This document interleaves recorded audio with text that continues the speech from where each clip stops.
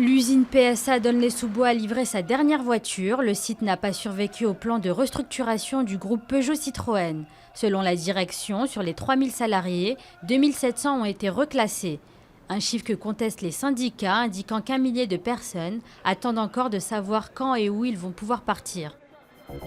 La France et l'Allemagne à l'initiative, soutenus par les autres pays européens, ils vont tenter de trouver un terrain d'entente avec les États-Unis d'ici la fin de l'année sur les questions de renseignement.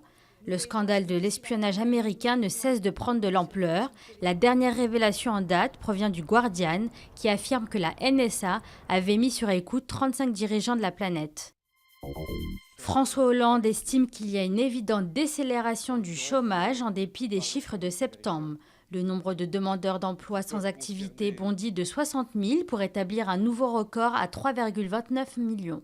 Ces chiffres sont en partie imputables au bug du mois d'août qui avait amplifié les désinscriptions. Le chef de l'État reconnaît que sa promesse de l'inversion de la courbe du chômage n'était pas encore établie. Twitter donne son prix. Le réseau social américain espère lever 1,61 milliard de dollars lors de son entrée en bourse. Le prix d'une action sera compris entre 17 et 20 dollars. Son défi, éviter les erreurs de son grand rival Facebook qui avait vu son entrée en bourse tourner au cauchemar. Twitter n'a pas encore annoncé la date de ses premiers pas sur le marché. Le Wall Street Journal évoque le 7 novembre.